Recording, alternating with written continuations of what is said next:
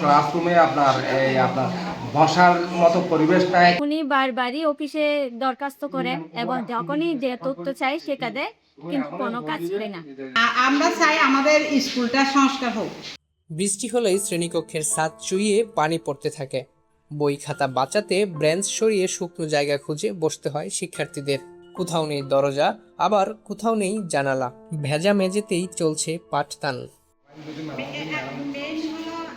এমনই এক দৃশ্য দেখা গেছে আনোয়ারা উপজেলার পূর্ব বারখাইন সরকারি প্রাথমিক বিদ্যালয়ে। এ বিষয়ে এক শিক্ষার্থীর বাবা বলেন, স্কুলে বসার মতো পরিবেশ নাই। আমার এই স্কুলে আমার মেয়ে আছে ক্লাস 2-তে, দ্বিতীয় শ্রেণীতে। আমি আসলে সবসময় স্কুলে আসি, দেখি স্কুলের ভবনটা খুব জনাকীর্ণ, স্কুলের অবস্থা খুবই খারাপ। স্কুলে যে ক্লাসরুমগুলো আছে, ক্লাসরুমে আপনার বসার মতো পরিবেশ নাই। কাঁচের দরজা জানলাগুলো সব ভাঙা, এবং একটু বৃষ্টি হইলে রুমের ভিতর পানি চলে আসে। জানা যায়, বিশেষ করে ছাদের জলরোধী স্তর নষ্ট হয়ে যাওয়ায় সামান্য বৃষ্টিতে শ্রেণীকক্ষে পানি ঢুকে পড়ে। শুধু তাই নয়, ভবনের 4টি দরজা ও প্রায় 30টি জানালা সম্পূর্ণ নষ্ট হয়ে গেছে। এতে যেমন ব্যাহত হচ্ছে পাঠদান, তেমনই বাড়ছে দুর্ঘটনার আশঙ্কাও। এতে বিদ্যালয়ের নিরাপত্তা নিয়ে শিক্ষক, অভিভাবক ও স্থানীয়দের মধ্যে উদ্বেগ দেখা দিয়েছে। আমি পঞ্চম শ্রেণী জান্নাতুল ইসলাম ফাবিহা।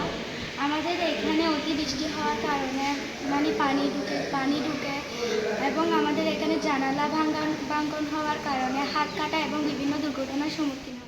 এদিকে বিদ্যালয়ে প্রয়োজনীয় সংখ্যক বেঞ্চ না থাকায় শিক্ষার্থীরা কষ্ট করে পাঠদান গ্রহণ করছে।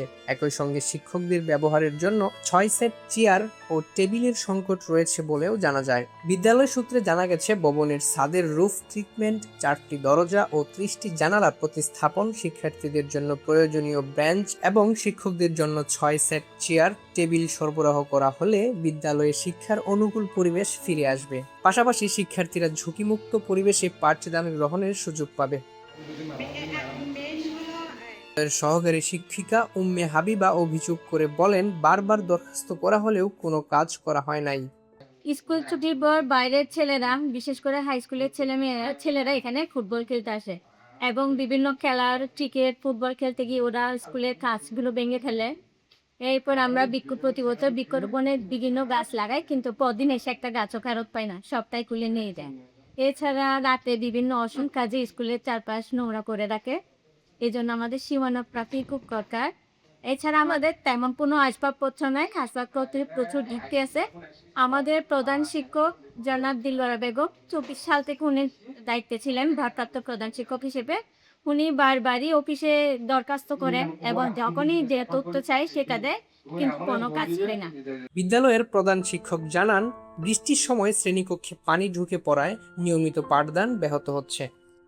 সমস্যা হলো আমাদের এই যে দরজা জানলা ভাঙা মেরামতের দরকার, প্রয়োজনীয় আসবাবপত্র নেই, এটার প্রয়োজন।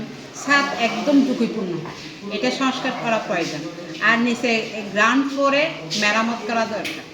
এই যে এখানে নিচে গ্রাউন্ড ফ্লোরের যে হুকগুলো আছে, এইগুলো বাচ্চারা দৌড়ে ছুটি দিলে ওই দিক দিয়ে বের হয়, যায় আসে, তখন মাথা ছিঁড়ে যায়, মাথা ফেটে যায়। আমরা চাই আমাদের স্কুলটা সংস্কার হোক, আর আমাদের এই যে একটা বাউন্ডারি প্রয়োজন এবং ছাদ মেরামত অবশ্যই প্রয়োজন। আজকে কত বছর ধরে